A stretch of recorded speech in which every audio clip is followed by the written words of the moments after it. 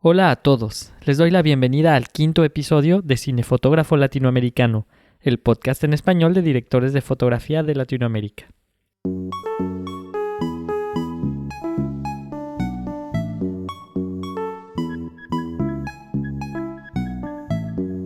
En este número hablaremos con Celiana Cárdenas, directora de fotografía mexicana, trabajando y viviendo en Canadá.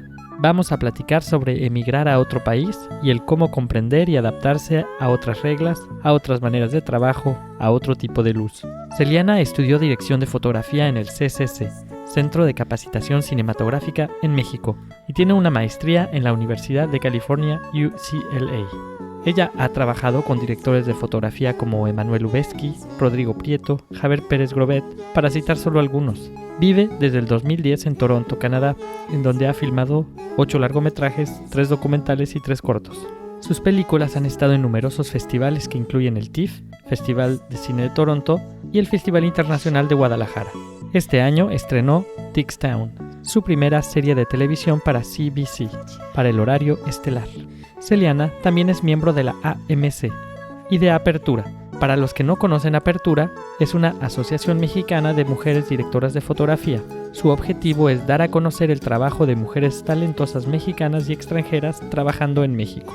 Algunos han considerado que Celiana es la primera directora de fotografía mexicana, aunque ella dice que más bien es la primera mujer egresada como directora de fotografía del CCC. Una cosa más.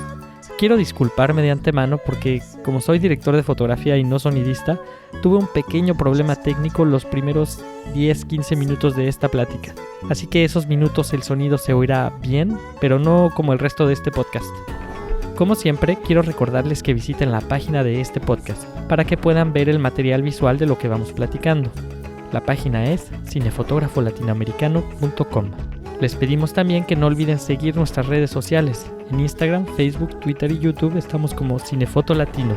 No duden en enviarnos sus comentarios o las preguntas que tengan después de escuchar este podcast, ya que Celiana las responderá en nuestra cuenta de YouTube. Por último, no olviden abonarse a este podcast en cualquiera de sus plataformas de podcast preferidos. Puede parecer algo muy simple, pero es muy importante para nosotros para poder seguir haciendo este programa. Hola Celiana, ¿cómo estás? Hola Alfredo, ¿bien y tú? Muy bien. Bueno, vamos a empezar con la pregunta un poco cliché. ¿Cómo empezó tu interés por la cinefotografía? Yo creo que primero pues empezó mi interés por la fotografía, ¿no? La imagen. Mi madre era pintora, escultora, diseñadora y arquitecta. Entonces, de alguna manera siempre estuve como expuesta sobre todo a las artes visuales, ¿no? Y mi mamá pues era súper cinéfila, y a los 11 años una pareja de mi mamá me regala una cámara. Él era fotógrafo, se llama José Contreras, y me la regalaron precisamente por una cuestión de, creo que inquietud mía, pero porque siempre estaba como diciendo, ¡ay, mira qué padre, mira qué padre! Pero también era una niña un poco problemática con mis hermanas, entonces casi como dale la cámara para quitarle la atención de las otras niñas y pues funcionó. De ahí entró a una secundaria activa en donde el taller era una de las opciones, era el taller de fotografía, entonces aprendí a revelar, aprendí a imprimir y así subsecuentemente siguió mi interés. Entré a la activa de fotografía. ¿Eso fue en México? Aquí en México. Y entro yo ya como a los 17, 18 años, entro a un taller que se llamaba el Taller de los Lunes, que era aquí en Coyoacán, en casa de Graciela Iturbide y Pedro Meyer, que en ese momento eran pareja. Entonces yo entro a ese taller y algo que me empecé yo a cuestionar fue esta idea de por qué la foto fija tiene que ser siempre documental, en el sentido de no la foto de fashion, pero sí porque todo tiene que ser en el momento volteas y clic, y si no... Entonces yo empecé a decirle a Pedro que, oye, ¿y tú cómo sabes si yo disparé en el momento en que el niño estaba brincando la cuerda o yo hice al niño brincar la cuerda y disparé? Y algo molesto me dijo, pues es que eso no es lo que estamos haciendo aquí. ¿Por qué no empiezas a ver cine? Y yo así, bueno, a verlo pues lo veo, ¿no? Me dice, sí, pero se estudia, ¿no? Y fue así, ¿no? Y cuando yo tenía 14 años, más o menos, veo Blade Runner y yo no sé explicarte bien qué me pasó, porque además iba yo a todas las muestras de cine desde los 13 años, y yo dije, yo quiero hacer eso. Y así empecé. Me preparo por cuestiones de la vida. Yo conozco al Chivo, a Cuarón, a muchos de ellos, desde la prepa. Somos del mismo grupo de amigos, ¿ok? Y entonces, ellos entran al CUEC, pero yo hago el examen al CCC y entré a la primera. Pero yo entro queriendo ser fotógrafa. Y el CCC me dijo, vamos a ver, ¿no? En un año yo creo que te vas a volver directora o productora. Hemos tenido varias chicas que han entrado con la idea de querer ser fotógrafas y nunca acaban. Y yo, ok. Y pues más me dices no y pues más quiero, ¿no?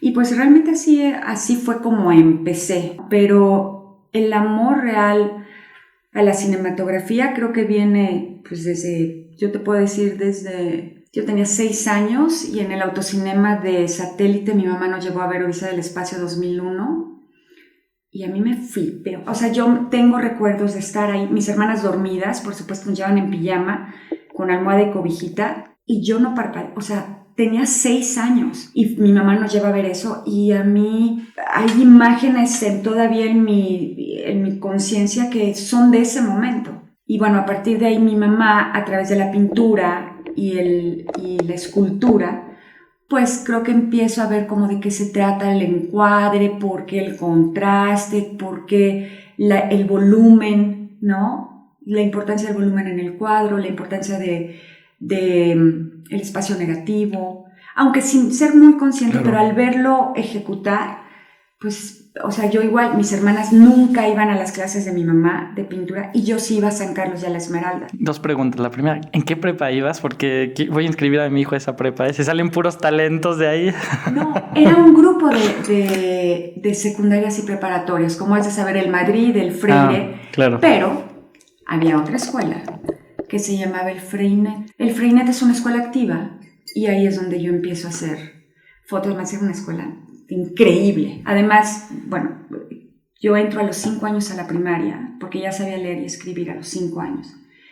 Y no hago segundo y secundaria porque pues me sabía, o sea, me adelantaba. Yo acabo la preparatoria a los 16 años. Wow. Y la UNAM ni ninguna otra universidad me aceptó. Entonces yo tuve que esperar, por eso entró a la activa. Ah, claro, entiendo. La otra, no sé si es pregunta o como esto que cuentas que no dijiste hiperactiva, pero como que molestabas mucho a tus hermanas y eso me recuerda un poco a una historia que leí de una niña que sus papás era muy problemática y entonces eso fue creo que en los 70 me parece. Uh-huh. Y entonces la mamá la lleva a varios psicólogos y entonces unos dicen, no, es la hiperactividad y no sé qué. Y de repente hay un psicólogo como más moderno que dice, no, lo que pasa es que su hija no tiene ningún problema, su hija es bailarina. Póngala a bailar y ahí para ella cambió todo y me parece, según lo que me cuentan, que es la coreógrafa de Cats. Y al final creo que tú, de esto que me cuentas y de esta historia que conté, es de que justamente te encaminaste tú y tu mamá a las artes y ahí fue donde era tu camino. Ahora te voy a contar una cosa, digo, porque ahora con todo lo de Roma, la película Roma de Alfonso Cuarón, creo que muchos de nosotros, sobre todo de esa generación, pues obviamente crecimos así. En ese momento yo tenía 8 años cuando mis padres se divorcian y mi mamá no tenía dinero. Mi mamá en ese momento de ser pintora y escultora tiene que empezar a trabajar como ayudante de diseño gráfico y pues trabajaba todos los días. Tenía 3 niñas, mi mamá tenía 28 años y tenía una hija de 8, una de 7 y una de 6. Pues lo que hacía con mi nana, con Socorrito, que así se llamaba, era pues los fines de semana que mi mamá no podía estar con nosotros, que hiciera algo con nosotros. Y Socorrito nos llevaba al cine Popotla, ¿ok? Que costaba $1.50 y veíamos función triple. No había dinero para palomitas de maíz, pero Socorrito nos hacía las palomitas de maíz en la casa, sándwiches y cantimploras con limonada. Mis hermanas en el cine Popotla andaban, pero como chirimpiocas, de arriba para abajo, ¿no? Y yo así, pregúntame de cine mexicano, Y de verdad que sí sé. Gracias a ella. Wow. Gracias a ella. Por su amor al cine mexicano, a mí me dio una cultura de cine mexicano, ¿no? Ella murió cuando yo tenía 39 años. Que ahora la agradezco mucho, ¿no? Claro. Y soy consciente de una mujer que no sabía leer ni escribir, que llegó a mi casa de 14 años, que no hablaba español. Ella vio el cine y algo le pasó, ¿no? Porque tomábamos 2 camiones para llegar al Popotla, nosotros vivíamos en la Colonia del Valle, y nos la pasamos 6 horas metidas ahí, con ella. Entonces creo que todos estos elementos, y mi amor al cine, o sea, hay películas que... Sí, desde muy niña estuviste bañada. Sí. Casi ella fue tu mentora, diría yo, artística al cine, ¿no? ¿No? Y mi madre, por el otro lado, con esta parte de la Muestra Internacional de Cine. Claro. Y mis amigos, todos íbamos a la Muestra Internacional del Cine, al Internacional, al PECIME, a la Cineteca, y la cosa era llenar el abono, ¿no? Claro. Era llenar el abono de todas las películas. Entonces veíamos no sé cuántas películas al día. O sea, lo mejor era estar en la escuela de cine y ver películas. Claro. Esa era y veía películas checas con subtítulos en portugués. No entendía nada, pero entendía todo. Lo visual. Y eso era lo que me encantaba. Y en el CCC, ¿cómo fue tu experiencia en el CCC? Ya una vez entrando y demostrándole a los que te dijeron que ibas a cambiar a directora. Yo creo que soy la única, no sé si sabes bien, pero la manera en que funciona el CCC es, bueno, tú llevas un tronco común, uh-huh. ¿no? Primero, segundo año, no sé ahorita, pero en mi época, digamos, era así. Primer año, tronco común. Todos distintos fotografiaban. Sí, sigue siendo igual. Yo soy la única que nunca dirigí. Nunca dirigí. Para que no hubiera esta cosa de nunca. Dirigí teatro con Ludwig Margulis porque lo tenía que hacer, uh-huh. Pero cine, nunca. Okay. ¿No? Así fue hice mi pelota, hice las persecuciones uh-huh. de lenguaje fílmico, pero no de dirección. Y fue muy chistoso porque de mi generación es también Federico Barbabosa. Okay. Fede era el otro fotógrafo de la generación, había otros varios, Laura Gardos. ¿Cuál es el nombre de tu generación? Sinápodos. Sinápodos, okay. Sinápodos. En ese momento Rodrigo Prieto es 2 generaciones arriba de mí, okay. Javier Pérez Grobet 4 generaciones arriba de mí, Claudio Rocha 4 arriba, etcétera, ¿no? Y fue muy interesante porque la manera en que funciona o sucedió fue que pues hacemos una exposición de fotos, ¿no? De foto fija, que es el primer semestre, y hacemos una exposición, uh-huh. Tienes que contar una historia en una secuencia fotográfica de 5 fotos. Y a partir de ahí, como que mis compañeros empezaron a ver que... Entonces ya para el primer año, pues fotografié, no sé, de 12, que éramos probablemente 5, una cosa así. Fede también fotografió muchas, pero Fede sí dirigía. Uh-huh. ¿Qué me pasa? Que después del primer año no tengo maestros, porque se acaba el tronco común. Uh-huh. Yo ya no tengo foto. Y entonces, la idea fue, pues, empezar a trabajar. Uh-huh. En el primer año no podía trabajar, pero en el segundo sí. Y pues me empezó a asistir pues, en los ejercicios de la escuela y luego empiezo a salir hasta que me llega mi primera oportunidad con Carlos Markovich, que uh-huh. también era amigo mío desde la secundaria. Y hago una película con él que se llamaba Algunas nubes, de Carlos García Gras. Él era mi amigo, fue novio de mi mejor amiga. Uh-huh. Y llego yo al set como su segunda. Y me dijo, muy bien, estás aquí, pero aquí son las reglas. Estas son las reglas. No vas a tocar la cámara, no vas a tocar los lentes. Tu única función va a ser que nadie se asome por el viewfinder de la cámara. ¿Ok? Obviamente iba sin cobrar, etcétera. Sí, no era. Y a los pocos días, Jorge, el primer asistente de cámara, tiene un accidente en los pies y no podía caminar muy bien. Entonces, pues, ¿qué empieza a pasar? Tráeme lente, corre por la cámara, claro. Yo cargaba los magazines y me entrenó pues bastante bien. Y a partir de ahí empiezo realmente como mi carrera de asistente de cámara, que por suerte, por estas gentes que me apoyan, ¿no? Empiezo a hacer. Claro. ¿No? Y pues empiezo a asistir. Y en el CCC estaba increíble porque yo asistía afuera, regresaba, y hacía mis ejercicios, ¿no? Que eso es lo que tiene uno que hacer, yo creo que no nada más quedarse en la escuela, sino ver otras cosas, trabajar. Yo creo que eso es súper importante. Digo, a ti que te gusta la pedagogía, no sé tú cómo enseñas, pero a mí también me gusta mucho y creo que lo más importante para mí, si logro, es enseñar a observar y percibir. No es nada más en el hacer que aprendes, tienes que nutrirte, ¿no? De percepción y de visión y de poder observar, ¿no? Y qué sucede cuando observas. Entonces, para mí, con mis alumnos es, si yo les puedo enseñar a ver, me doy por bien servida, porque intuitivamente tú vas a poner una luz, pero ver, observar plena y profundamente, creo que es algo que para mí es muy, muy importante. Y el CCC, la manera en que enseña ayuda mucho, pero sí yo aprendí mucho afuera. Y además algo increíble que me encantaba era, yo tenía cierto número de latas que me correspondían como alumna de ese año.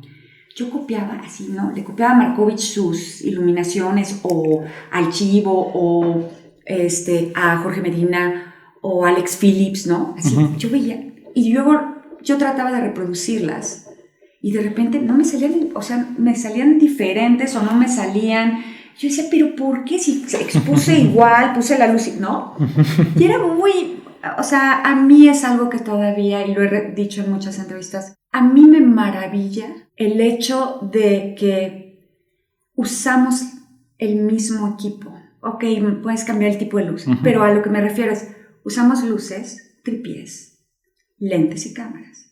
¿Qué sucede en el proceso de cuando tú empiezas a leer tu guión y empiezas a ver imágenes de cómo ves ese guión y llegas al set y pones la luz y el contraste y la textura y se convierte en realidad? O sea, entiéndeme que a mí, yo hago el cine porque yo sé que soy súper cursi, porque es magia. Sí, es lo que iba a decir, magia. Porque es magia, o sea, y lo he dicho también muchas veces, ¿no? El tú tener una hoja de papel con palabras y de repente, Alfredo, tú, cuando te dicen corre cámara, o sea, el corazón se acelera y empiezas a captar esa realidad por ese momento y es magia. O sea, 100 gentes o 20 o 30 de un crew, todas en silencio, viendo. ¿No?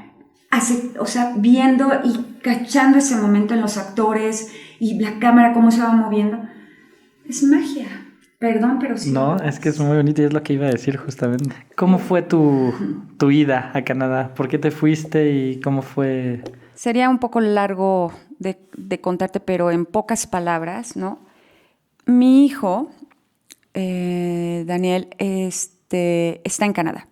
Después de una serie de cosas en mi matrimonio, yo estuve casada 19 años con un actor canadiense, Rob, y Daniel, mi esposo y Daniel, fueron a Toronto y yo me quedo en México para tratar de retomar mi carrera. Me había como retirado 9 años, ¿no? Cuando tuve a mi hijo Daniel. Hice Recuerdos, que es un documental muy bonito, pero yo creo que porque Daniel estaba muy chico, no sé, pero no me la pasé. Me encanta esa peli, es muy bonita, pero yo no me la pasé bien. Entonces decidí que mejor trabajos que me permitieran estar cerca de Daniel, ¿no? Hice segundas unidades para Rodrigo Prieto, hice segundas unidades en comerciales para El Chivo, en ese momento vivía en Los Ángeles, pero pues eran, tú sabes, cosas como 2 días, 1 día y regresaba a dormir a mi casa, ¿no? Pero en fin, entonces, por una cuestión además de que mi padre en este momento político estaba un poco complicado tener a Daniel en México, ¿no? Él recibía muchas amenazas, yo tenía guaruras, entonces yo no quería eso para Daniel. Y entonces, Daniel está allá. Yo voy y vengo todo el tiempo, hasta que finalmente en el 2009, 10, si no me equivoco, yo me encuentro en Canadá en ese momento y hay un cambio en lo migratorio para los mexicanos, que era que ahora necesitábamos visa para poder estar en Canadá, cuando antes con solamente el pasaporte pasábamos.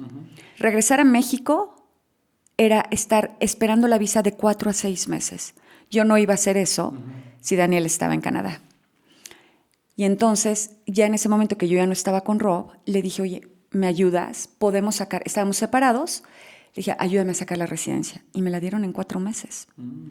Y empiezo, me la dieron haz de cuenta, en agosto, ¿no? En julio, perdón. Yo, internet, me busqué la mejor agencia de directores de fotografía. Fui con lo que yo tenía, me firmaron y en noviembre filmé mi primer largometraje en Vancouver, ¿no? Una película de $4 millones. Digo que para mí era pues grande. Sí, claro. ¿No? Además con Juliette Lewis y, ¿no? Con actores pues importantes, ¿no? O sea que tú entraste a Canadá con el pie derecho. La verdad, Alfredo, sí.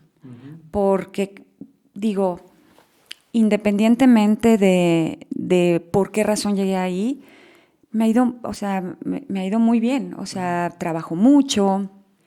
Cada vez creo yo que con mejores directores, mejores actores, mejores proyectos, cosas que me interesan más a mí, ¿no?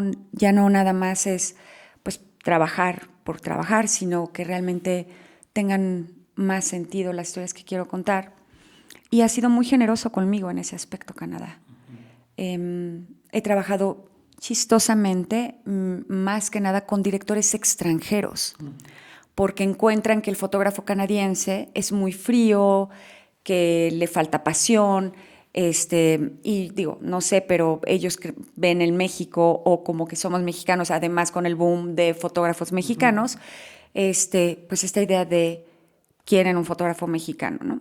Y eso ha sido muy importante para mí porque me ha permitido conocer directores extranjeros y ver con ellos de muchas maneras diferentes Canadá, ¿me entiendes? Como no sé si te pase a ti siendo tú extranjero en Francia, pero no lo ves igual, ¿no? Y eso me gusta como el poder ver de otra manera lo que para ellos ya se perdió y yo lo vuelvo a redescubrir o lo redescubren junto conmigo. Y eso me gusta de Canadá. ¿Cuál fue la mayor diferencia o shock que viviste cuando llegaste allá? O sea, no sé si era muy diferente a cómo se hacían las cosas aquí o que el crew era diferente o el... Sí, por ejemplo, primera cosa, ¿no?, que me sucedió es que aquí en México nosotros por lo general tenemos al jefe de tramoya y al jefe de eléctricos en el mismo equipo, ¿no? Es parte de una unidad de trabajo. En Canadá no funciona así. En Canadá es el equipo de eléctricos por un lado y los tramoyistas por otro. Entonces se me hacía como muy raro, ¿no? Porque yo estoy acostumbrado, pues obviamente a Javi y estoy acostumbrada a Chucho, o sea, que son juntos, hay separación. Entonces me di cuenta de que además tienen funciones muy específicas y no se mezclan. Lo cual a mí me llamaba mucho la atención porque pues aquí en México nuevamente, aunque hagas tramoya o hagas eléctrico, si hay que mover una bandera, pero el tramoyista está ocupado, pues el eléctrico viene y te la mueve. Claro. O si hay que cargar una luz, entre todos, allá no. Y de repente me desesperaba mucho porque hay mucha pérdida de tiempo para mi gusto. Porque en lo que esperas que el otro haga no sé qué, entonces el otro no, está parado sin hacer nada y no te puede ayudar y yo no puedo tocar las luces. Algo que también fue muy importante darme cuenta es que tuve que tomar cursos, porque yo soy jefa de departamento, ¿ok? ¿Qué significa esto? Que ninguno de mi crew puedo yo exponerlo a una situación riesgosa, no puedo pedir un trabajo que no esté, de alguna manera estipulado, ¿no? Esta cosa que tenemos los mexicanos, que por un lado yo creo que es una gran virtud de nosotros, es que jamás me dicen que no. Mis crews aquí en México es, déjame ver, ahorita te lo resolvemos. Claro. Si no se puede es de verdad porque no se pudo, ¿no? Pero nunca es la primera respuesta, no. Y en Canadá, obviamente yo tuve que tomar el curso de alturas, tuve que tomar el curso de amperaje, tuve que tomar el curso de jefa de departamento, porque cualquier cosa que le suceda a cualquiera de mi crew, la responsable soy yo. Eso me cambió. Me cambió porque me di cuenta de la responsabilidad que llevo. Si algo sucede, yo voy a la cárcel. Sí, más ahorita, ¿no? Y el sentirte responsable de tu crew también me hizo darme cuenta que yo peleo más por mi crew. El ser más justa. Entonces, creo que eso también fue un gran aprendizaje para mí, ¿no? El darme cuenta de que sí soy en nuestra jerarquía, ¿no? de filmación, no solamente la directora de fotografía, sino la responsable de mi crew. Entonces, no permito que no sean justos con ellos. Los productores, los directores, y todo lo van a través de mí. Que de hecho es algo que pasa justamente mucho en México, que hay muchos abusos, ¿no? Tanto en la parte humana de horas y eso, y también la parte de seguridad, Sí. ¿no? Entonces, muy bonito eso que dices, porque sí es, creo también eso que es nuestra responsabilidad, porque somos los únicos que podemos decir que no. Claro. Aquí en México, obviamente en otros países los mismos estafan a decir que no. Exacto, pero como aquí nuestro crew es de verdad, o sea, obviamente te digo, es una gran virtud, ¿no? Pero también es muy penoso ver que de repente tu staff se lastima y no hay seguro que los cubra. De repente estamos trabajando 18 horas diarias, ¿no? Y no hay de, oye, no te vayas manejando, les pagamos el taxi. O que bueno, vamos a seguirnos, no hay de comer. O sea, hay una serie de cosas que de verdad, como bien dices tú, son abusos, ¿no? Son abusos, y a mí la verdad es que me molesta mucho ahora que he aprendido, y no es que me haya vuelto de otra forma, es nada más que ahora soy consciente. Claro. Eso me cambió. Soy consciente de un abuso que existía además conmigo también, y ya no lo permito, ¿no? Y yo protejo a mis crews. O sea, ahora ya es no, límites, y los productores tienen que aprender de que no solamente con directores de fotografía, con todo su crew, los accidentes que pasan, entonces por cansancio, por muchas horas, por falta de atención, ¿no? Entonces, eso es algo que yo agradezco que Canadá también me ha dado, ¿no? Esta conciencia de que soy la jefa de todo mi crew, pero no solamente... Sí, la sino responsable. Y ahora háblame de la luz de Canadá. Fue también un cambio. Por supuesto, ¿no? Por supuesto fue un cambio que fue muy sorprendente para mí. ¿Por qué? Porque Canadá sí tiene estaciones. Sí tiene una primavera muy, muy marcada, un verano muy marcado, un otoño y un invierno. El cielo también, dependiendo en qué parte de Canadá estés, en el mismo día puedes tener lluvia, neblina, sol, sombra, nublado, ¿no? En el mismo día. Entonces, me ha enseñado a trabajar también de distinta manera la luz, ¿no? Obviamente, bueno, invierno, ¿qué quieres que yo te diga? Tú lo sabes bien, aquí en la Ciudad de México eso no es así. El tener el sol bajo, ¿no? Pero realmente bajo, ¿no? Realmente aquí bien, bajo, luego a veces dicen, ¿no? Está bajo y todo. Por 9 o 10 horas del día, que puedes perfectamente planear la continuidad de luz en un exterior día, todo el día. La suavidad de la luz, el contraste, ¿no? Sí fue, o sea, sí obviamente aprendí nuevamente a observar otra vez la luz, ¿no? Y creo que eso es algo que es muy importante cuando en el mismo Canadá, ¿no? Me ha tocado filmar en Northern Ontario, ¿no? Que es una parte 17 horas al norte de Toronto. Me ha tocado filmar en Vancouver, me ha tocado filmar en el East Coast, o sea, en Nova Scotia. Y es increíble cómo de verdad la luz es completamente diferente, ¿no? Gabriel Figueroa me tocó entrevistar, bueno, no, yo no lo entrevisté, él iba de asistente de cámara para unos franceses que lo entrevistaron aquí en su casa de Coyoacán. Y algo él dijo que siempre se me quedó grabado, que era que el aire tiene color y el aire tiene una diferente densidad dependiendo en dónde estés. Y que por eso él no podía usar los mismos filtros en el DF como en Hidalgo, como en Oaxaca. Y él creaba él hacía tinturas y pintaba sus propios filtros para el blanco y negro. Entonces él decía que desde Leonardo da Vinci habían tratados sobre la atmósfera y que eso también determinaba para él cómo exponía, cómo veía, qué filtros usaba. Y a mí se me quedó como de, ¡wow! ¿No? O sea, el aire. Entonces, si tú ves la Ciudad de México, además, el smog cambia, ¿no? Los rayos UV cambian y cambian el color también. Entonces, todo eso me empezó a hacer sentido. Cuando yo me muevo a Canadá, unos cielos, ¿no? O sea, en la época de primavera y otoño, no en invierno, que es como si te hubieras quitado un filtro de los ojos y lo ves todo clarito, así, ahora sí que clarito. Hay lugares en donde te juro que parece que estás viendo como en tercera dimensión o en un green screen, porque es tan perfecta el corte en la montaña que parece que lo hubieras recortado con tijeras.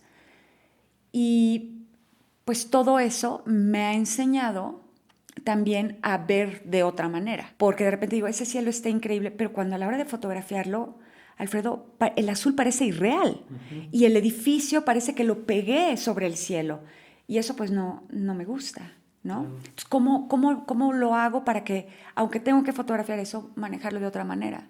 Sí, de hecho, bueno, a mí es algo que para mí me habla mucho, porque pues Francia está un poco en no la misma latitud, pero un poquito más abajo. Y entonces todo eso que dices a mí lo veo cuando lo dices. Y justamente yo tengo no sé si es teoría o lo que sea, que como decías hace rato, hay el boom de los fotógrafos mexicanos. Y una de las cosas que yo me digo es que cuando o sea, la luz de México la luz del sol de México es muy difícil. Yo nunca he sacado tantos ND como aquí.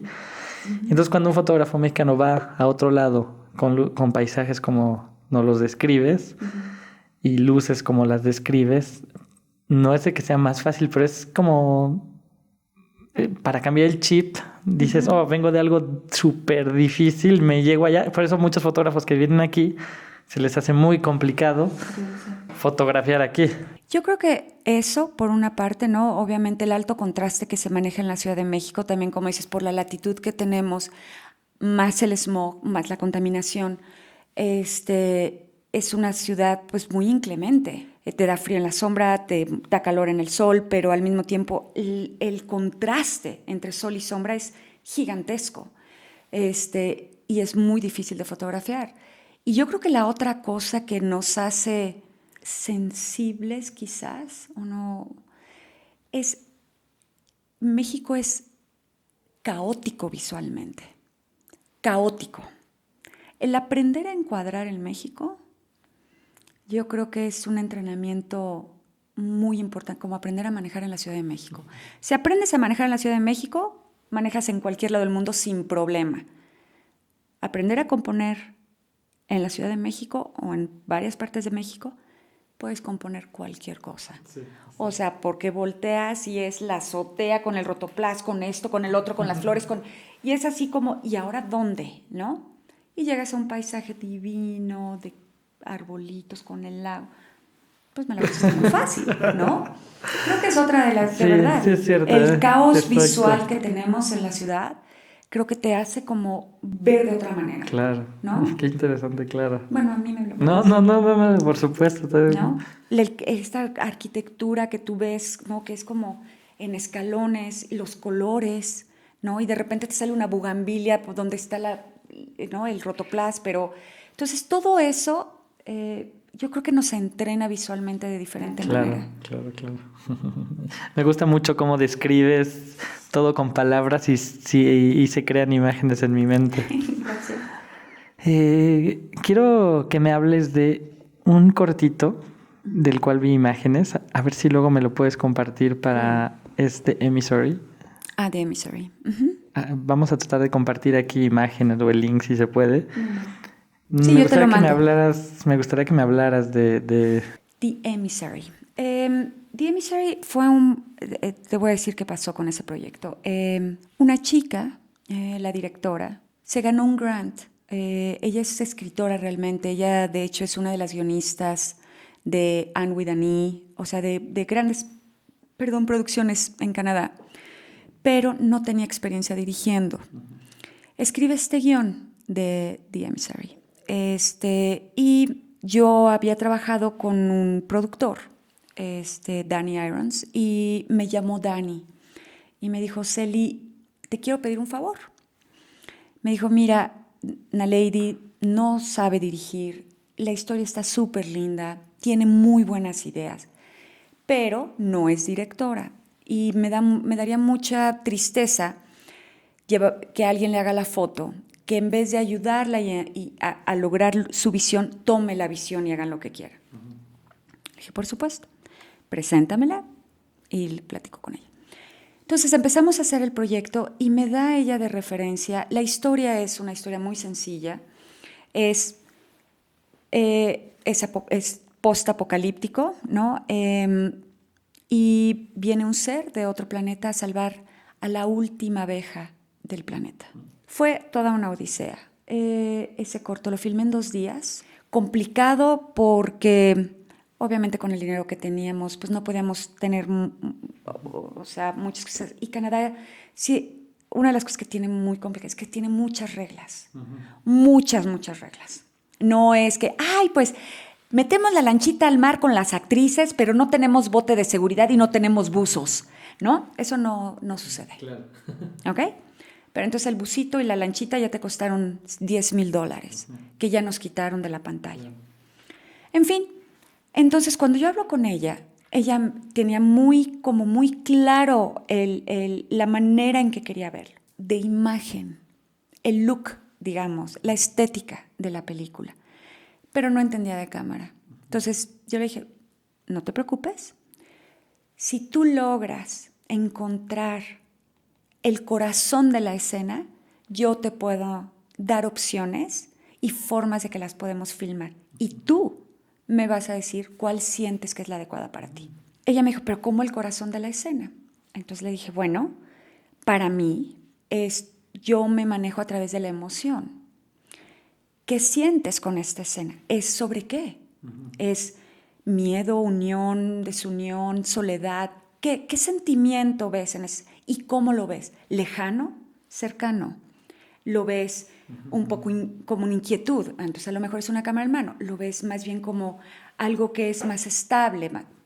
Así. O sea, en vez de hablarle, bueno, el plano americano y el plano del full shot y el long shot, ¿no? Que a las 2 segundos se le va a olvidar. Entonces lo trabajamos así. Yo me encargué de la cámara, ella de los actores, por supuesto. Y aunque fueron 2 días de mucho trabajo, además tuvimos un pequeño problema que además después, como siempre en el cine, nos sucedió la magia. Teníamos una cosa que se llama The Bee Wrangler, o sea que es una persona encargado de las abejas. Pero hacía frío ese día, estaba muy frío, estábamos ya en septiembre y estábamos cerca del agua. Entonces, al estar cerca del lago, obviamente el viento es mucho más frío y las abejitas se morían. Entonces, estamos frente a un problema, ¿no? Porque tú crees durante gran parte del corto que lo que van a salvar es una niña. Y tú te das cuenta al final de que es una abeja reina, ¿no? Pues, Alfredo, se nos moría la abejita y se nos morían la abejita. Pues hasta que dijimos, bueno, pues hagámoslo nada más como de esta forma y ya sabes, buscándole. Sí. Pero decíamos, pues es que necesitamos a la abeja, ¿cómo no la vamos a tener? El Wrangler se va, porque no quería asesinar a sus abejas. Y de repente volteo al suelo y veo una abeja en el piso. La agarro y veo que todavía está temblando la abeja. Como de cirugía, como de SOS, emergencia, tráiganme. Les dije, tráiganme la luz que tengamos. Obviamente casi era todo exterior día. No, tráiganme la luz que tengamos. Entonces agarré un fresnelito que tenía un 150.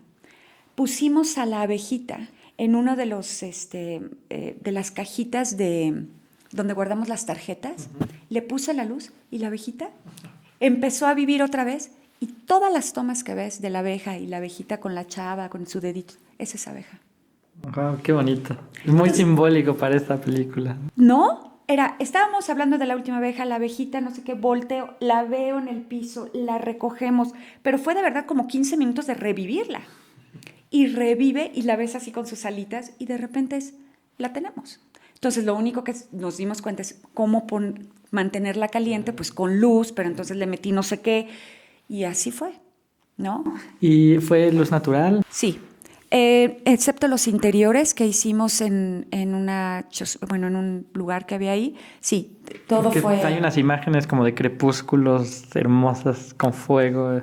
Sí, Es que pero... bueno, yo lo que vi fue en esos... A ver, como... dime cuáles viste. Mira, déjame ver. Yo ahorita me equivoqué de corto, ¿no? Ah, no sé. Lo que te iba a decir. No, ¿cómo crees? Mira.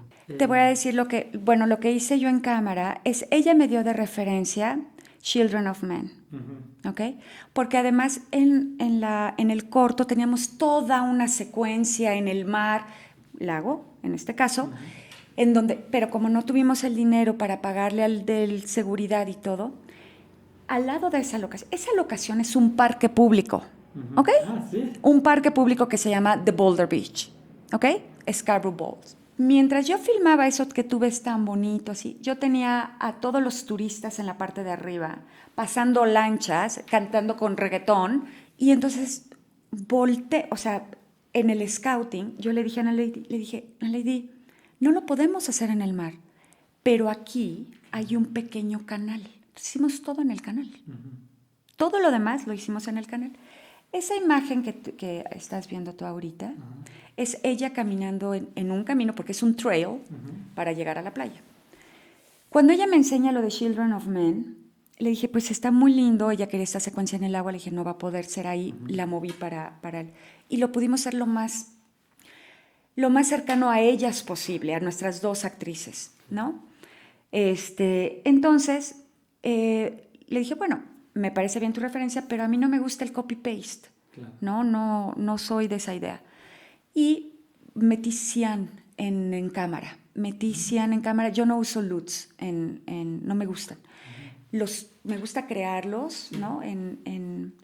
Con cámara, en los lentes, ¿sí? Pero no en la parte interna de cámara.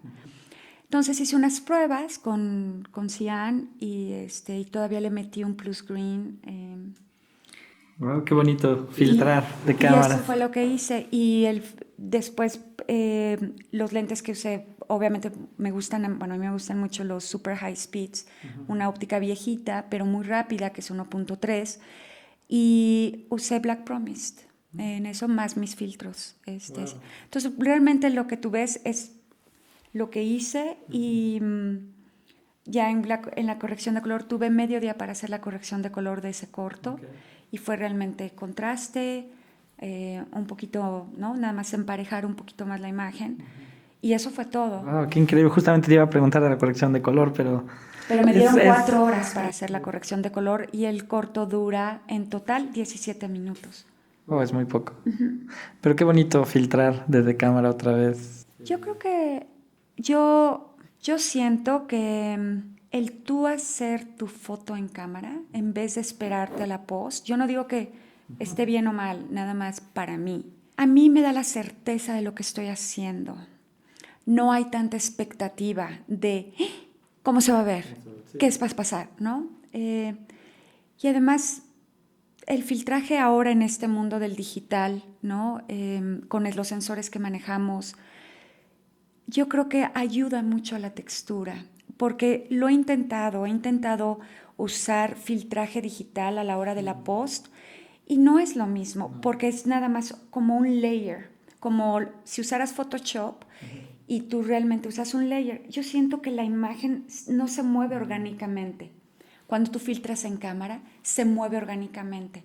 Y eso a mí me gusta. Qué bonito, es algo que justamente yo he querido experimentar y ahora que lo dices lo voy a experimentar un poco más. Eso del filtraje. Quería hacerte una pregunta más antes de concluir. Una pregunta que es importante, un poco cliché también, pero importante. ¿Qué consejo le darías a estudiantes de cinefotografía o aspirantes o que acaban de salir de la escuela? ¿Qué consejo les darías? Te voy a decir por qué me suena difícil, porque además he sido maestra, ¿no? Pero uno... creo que no tengan miedo de fallar, que no tengan miedo de arriesgarse, que no tengan miedo de decir no sé, que se acerquen a nosotros, ¿no? Y a ti, a mí y a muchos de nosotros que tenemos esta profesión y que tenemos experiencia, y que nos pregunten, que por favor vean, no es solo el hacer. Y la otra cosa que es para mí, creo que aunque somos fotógrafos, nosotros, ahora sí que el hard drive, ¿no?, que tenemos, es nuestra experiencia de vida. Y el vivir es, creo que, de donde sacamos todo lo que nosotros podemos encontrar en ese hard drive, en files, y podemos transmitir en imágenes. Si tú no vives, si tú no experimentas, si tú no amas, si no vives el dolor, es muy difícil que puedas ponerlo en una imagen. Pero el ver buen cine o mal cine, para que aprendas lo que te gusta y no te gusta, lo que funciona y no funciona, que no se esperen a que todos se los den, que lo busquen, y que el ver no es solamente el cine, es sentarte en una banca a ver la luz, es sentarte en un café y ver de repente cómo se mueve la falda de una chica caminando y qué sucede, ¿no? O ver la lluvia, ¿no? Porque todo eso siempre está compuesto de luz, contraste y composición. Qué bonito. Para terminar, vamos a jugar un pequeño juego. Sí. Tienes que responder rápido. ¿Estás lista? Ya me pusiste nerviosa. Sí. ¿HMI o tungsteno? Tungsteno. ¿Tungsteno o LED? Tungsteno. ¿Tungsteno o el sol? El sol. ¿Cámara fija o en mano? Fija. ¿Telefoto o angular? Angular. ¿Óptica nueva, óptica vieja? Vieja. ¿Esférico, anamórfico? Esférico. ¿Celuloide, digital? Los dos. Muy bien. ¿1.3 o 5.6? 5-6. ¿Lente con filtro o lente sin filtro? Con filtro. ¿Nada más le muevo una cosita de luz y ya estamos o necesito media hora? Necesito media hora. ¿Una cámara o dos cámaras? Una. ¿Nueva ola francesa o nuevo Hollywood? Nueva ola francesa. ¿Color o blanco y negro? Color.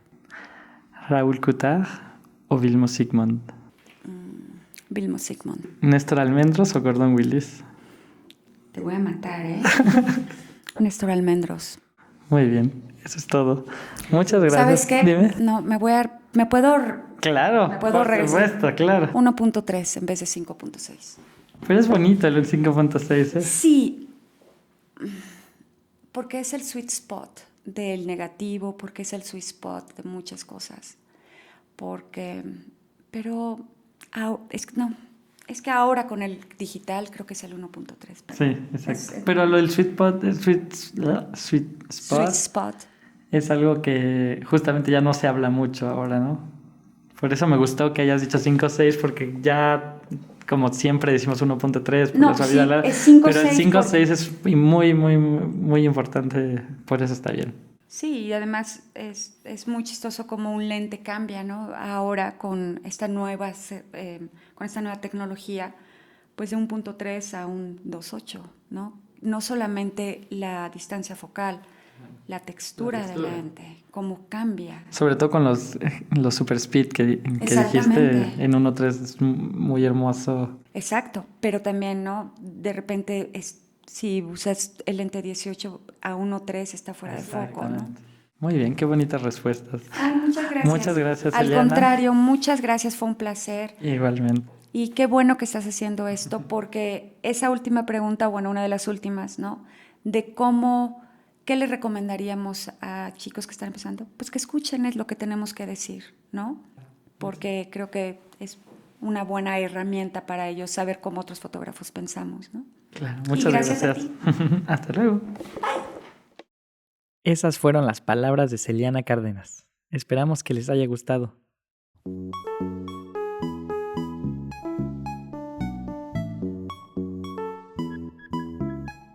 Recuerden visitar la página de este podcast, cinefotógrafolatinoamericano.com, e inscribirse a nuestra newsletter. Los invito también a que dejen sus comentarios en cualquiera de nuestras redes sociales. En Instagram, Facebook, Twitter y YouTube estamos como Cinefoto Latino. No olviden abonarse a Cinefotógrafo Latinoamericano en su plataforma de podcast preferida para que reciban una notificación cada vez que un nuevo episodio esté disponible, lo cual será 2 veces al mes. Este podcast es una producción independiente apoyada por la AMC y la FELARFC.